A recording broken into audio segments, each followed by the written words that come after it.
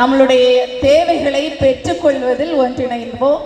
கிறிஸ்தவத்தை நம்மளுடைய வாழ்வாக்கி கிறிஸ்தவர்கள் என்பதை பிறருக்கு அறிவிக்கும் விதமாக நம்மளுடைய வாழ்க்கையை செயல்படுத்துவோம்.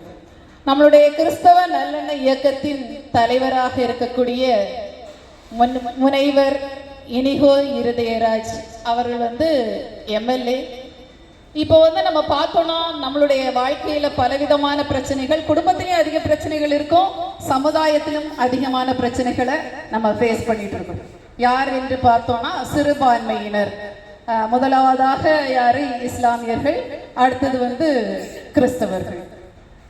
இப்போ சென்ட்ரல் கவர்மெண்ட்ல யார் இருக்காங்கன்னு எல்லாருக்குமே தெரியும். அவங்களுடைய நூற்றாண்டு திட்டங்கள், அவர்கள் ஒரு வருடத்துக்குள்ள 5 ஆண்டு திட்டம், அதாவது அரசியல் அப்படின்றது சொன்னோம்னா 5 ஆண்டு திட்டம் தான் சொல்லுவாங்க, 5 ஆண்டு திட்டம். ஆனா அந்த அமைப்பு என்பது நூற்றாண்டு திட்டங்களை வகுத்துள்ளது. எப்படி ஒவ்வொரு இடத்திலும் ஊடுருவ வேண்டும், என்னென்ன திட்டங்களை செயல்படுத்த வேண்டும், எப்படி செயல்படுத்த வேண்டும், யாரை முதல் அடிக்க வேண்டும் அப்படின்ற திட்டம் போட்டு செயல்பட்டு இருக்காங்க. எல்லாருக்கும் தெரியும், வட மாநிலங்கள்ல நம்மளால, நீங்க உங்களுக்கு தெரியுமா தெரியலன்னு தெரியல, மோஸ்ட்லி கொஞ்சம் பேருக்காவது தெரியும், யாருமே ஃப்ரீயா சந்தோஷமா நம்ம இப்போது நடத்தக்கூடிய சபைகளை போல அங்க நடத்தவே முடியாது. இப்போ பார்த்தோம்னா இது தமிழ்நாட்டிலும் ஊடுருவ ஆரம்பித்திருக்கிறது. நம்ம கிறிஸ்தவ அமைப்பை நடத்தக்கூடிய அனைத்து மக்களுக்கும் தெரிந்ததுதான் எவ்வளவு தூரத்திற்கு ஊடுருவி இருக்காங்க, எந்த அளவுக்கு முன்னேறி இருக்காங்க. ஆனா இந்து மதத்தை தழுவக்கூடியவர்களும், இஸ்லாமிய மதத்தை தழுவக்கூடியவர்களும், கிறிஸ்தவ மதத்தை தழுவக்கூடியவர்களும் ஒன்றோடு ஒன்று இணைந்தே இருந்தாலும் அவர்களை வேறுபடுத்தி அவர்கள்கிட்ட என்ன செய்யறாங்க, ஏதாவது சின்ன சின்ன விஷயத்தை தூண்டி போட்டு அவர்களுக்குள்ளால பிரச்சனையை உருவாக்குறதுக்குன்னே தனி கூட்டத்தை போட்டு நடத்திட்டு இருக்காங்க. எப்படி உருவாக்குறது, சண்டை எப்படி கிளப்பி விடுறது அப்படின்னு சொல்லி.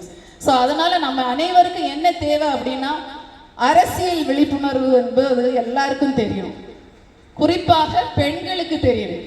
அரசியல்னா என்ன அப்படின்றது தெரியணும். பெண்களுக்கு தெரியும், குடும்ப அரசியல் நன்றாக பண்ணுவாங்க, குடும்பத்தை நன்றாக நடத்த தெரியும்.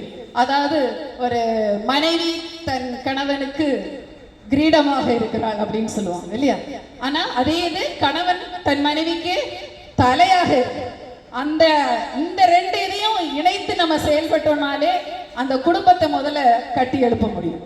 அந்த குடும்பத்தை கட்டி எழுப்புவதற்கு பேஸ்மெண்ட் யாருன்னா அந்த குடும்ப தலைவி தான். எவ்வளவு தூரத்துக்கு பல பிரச்சனைகள் கண்டிப்பா மனிதர்கள்ல பிள்ளைகள் இருக்கு, ஒவ்வொரு விதத்தில இருந்து ஒவ்வொரு ஸ்டேஜ்லயும் பிரச்சனைகள் வரும். குடும்பத்தையும் கட்டி எழுப்ப வேண்டும், அதோடு நாம் இருக்கக்கூடிய சமுதாயத்தையும் கட்டி எழுப்பக்கூடிய சிறப்பான வல்லுநர்கள் யார் என்று கேட்டால் மகளிர் தான். அதாவது ஒன்றுபட்டால் உண்டு வாழ்வு. அதாவது அனைவரும் நாம் இணைந்து செயல்பட்டோம்னா நம்ம இந்த இடத்துல என்ன செய்யலாம், ஃப்ரீடமா. இப்போதைக்கு எந்த பெரிய அளவுல தொல்லை இருக்காதுன்னு நினைக்கிறோம். அதாவது நமக்கு தெரியாது, அதாவது நம்மளுடைய வழிபாட்டு தலங்கள்ல பெரிய அளவுல தொல்லைகள் இல்லை. ஆனாலும் நம்ம அறிந்தது, நம்ம தமிழ்நாட்டுல எவ்வளவு வழிபாட்டு தலங்கள்ல பிரச்சனைகள் இருக்கிறது கிறிஸ்தவ அமைப்புக்கு. ஓகேங்களா? ஸோ அதனால அனைவரும் ஒன்றிணைவோம். இப்போ பெரும்பாலும் பார்த்தீங்கன்னா என்னன்னா, இண்டிவிஜுவலா நடத்தக்கூடிய சபை போதகர்கள் இருக்காங்களே, ஏன்னா அவங்க ஒரு சிறு அமைப்பு தான், ஒரு 15 குடும்பம் 25 குடும்பம் 30 குடும்பம் தான் இருப்பாங்க. அந்த குடும்பத்தை ஈஸியா என்ன செஞ்சிடலாம், தாக்கிடலாம். ஒரு இடத்துல நீங்க ஏன் சத்தமா பேசுறீங்க, ஏன் சத்தமா ஜெபிக்கிறீங்க, சத்தமா பாட்டு பாடுறீங்க அப்படின்னு சொல்லிட்டு ஒரு கேள்வி பக்கத்துல இருக்கிறவங்களே தூண்டி விடுவாங்க. அவ்வளவு தூரத்துக்கு அவங்க அமைதியா தான் இருந்திருப்பாங்க, அது வரைக்கும் தூண்டி விட்டு செயல்படும். ஸோ அவங்களுக்கு தானே வந்தது பிரச்சனை, நமக்கு என்ன, நமக்கு பிரச்சனை இல்லையே அப்படின்னு சொல்லிட்டு ஒதுங்கி போகாம ஒவ்வொருத்தருடைய பிரச்சனையும், கிறிஸ்தவர்களுக்கு வரக்கூடிய ஒவ்வொருவருடைய பிரச்சனையும் நமக்குரிய பிரச்சனை என்று இணைந்து அவர்களோடு இணைந்து போராட்டங்களில் கலந்து கொள்ள வேண்டும். சரிங்க? ஸோ அதற்காக நமக்காக சட்டமன்றத்தில் எதிரொலிக்கக்கூடிய ஒரே ஒரு குரல் நம்மளுடைய தலைவர் அவர்தான். ஓகே, இனிகோ இனிதேராஜ். அவர் பாத்தீங்கன்னா இப்போ பாத்தீங்கன்னா எந்த தேவைகளையும் ஈஸியா பெற்றுக்கொள்ள முடியாது. நம்ம எல்லாருக்கும் தெரிஞ்ச விஷயம் தான். வீட்டில் இருக்கக்கூடிய பிரச்சனையிலேருந்து, ஒரு சமுதாயத்தில் நடக்கக்கூடிய பிரச்சனைகள்லேருந்து, பேச்சுரிமையிலிருந்து அத்தனையுமே ஈஸியா பெற்றுக்கொள்ள முடியாது.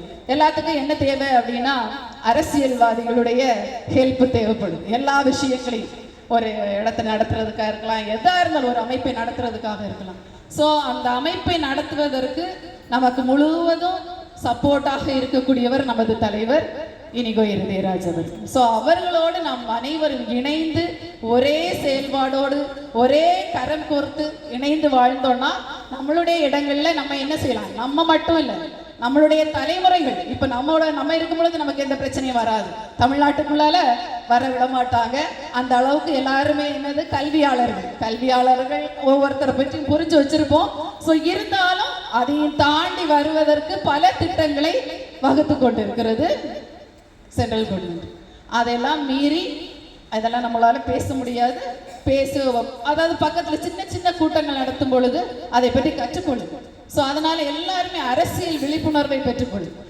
அதுக்கு எல்லாத்துக்கும் மேலாம இப்ப நம்ம ரீசனா நடக்கக்கூடியது என்னது? எஸ்ஐஆர். அந்த எஸ்ஐஆர் படிவத்தை கரெக்டா ஃபில் பண்ணுங்க. ஸோ அதுல நிறைய சொல்றாங்க, நிறைய விஷயங்கள் இருக்கு. 2005 ஓட்டு போட்டதை இன்ஃபர்மேஷன் கேட்குறாங்க.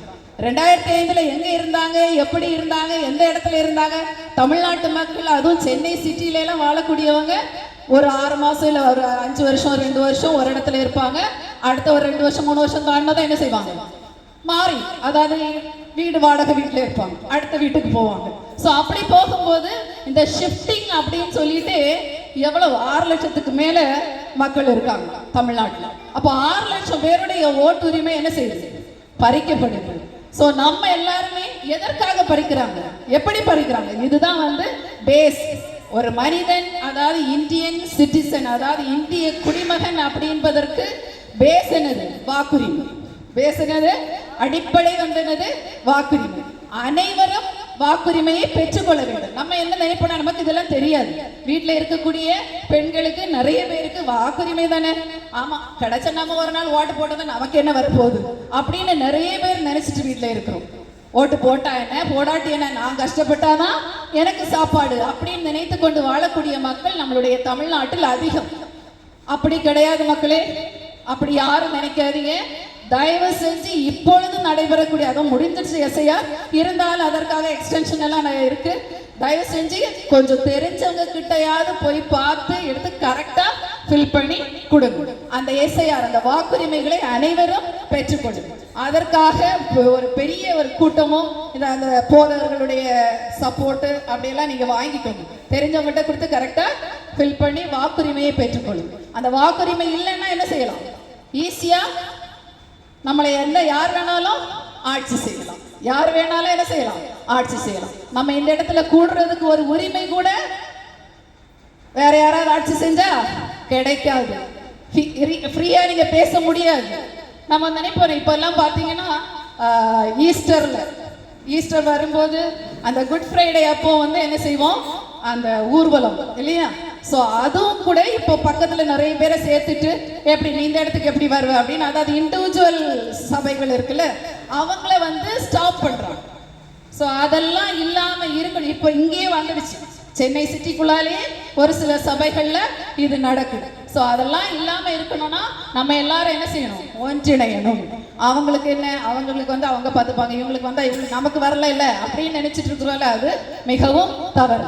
ஒன்றிணைந்து செயல்படும். இன்னும் நான் என்ன பொறுத்தமட்டில் நான் என்ன சொல்லுவோம் அப்படின்னா, அந்த ஈஸ்டர் வரும்போது என்ன வரும்? ஈஸ்டர் வரும்போது அந்த குருத்தோலை திருநாள், அந்த குருத்தோலை திருநாள் அத்தனை சபையினரும் கொண்டாடுவாங்கன்னு நான் நினைக்கிறேன். ஸோ அனைவரும் இணைந்து, அதாவது இந்த இடம் அப்படின்னு எடுத்துக்கிட்டிங்கன்னா, இது சிஎஸ்ஐ தேவாலயமா இருந்தா இந்த இடத்தை சுற்றி இருக்கக்கூடிய இண்டிபெண்டன்ட் சர்ச்சஸ், ஏஜி யார் யார் இருக்கீங்களோ அதோட சேர்ந்து ஆர்சி எல்லாருமே இணைந்து ஒரு ரேலி நடத்துறதுக்கு ட்ரை பண்ணி, அந்த போதகர்கள் ஒன்றிணைந்து, போதகர்களா இருக்கலாம் இல்ல ஃபாதர்ஸா இருக்கலாம், அனைவரும் இணைந்து செய்வோம். அப்ப அவனுக்கு ஒரு பயம், இண்டிவிஜுவலா நான் மட்டும் இதுல இருந்து அது வரைக்கும் போயிட்டு வரேன்னு சொன்னா ஈஸியா என்ன செஞ்சிருவாங்க? பேசுவாங்க, தாக்குவாங்க. ஸோ இதெல்லாம் இல்லாம இணைந்து செயல்பட ஒன்றிணைவோம் நம்மளுடைய தலைவரின் பின்னணி. ஓகே, நன்றி.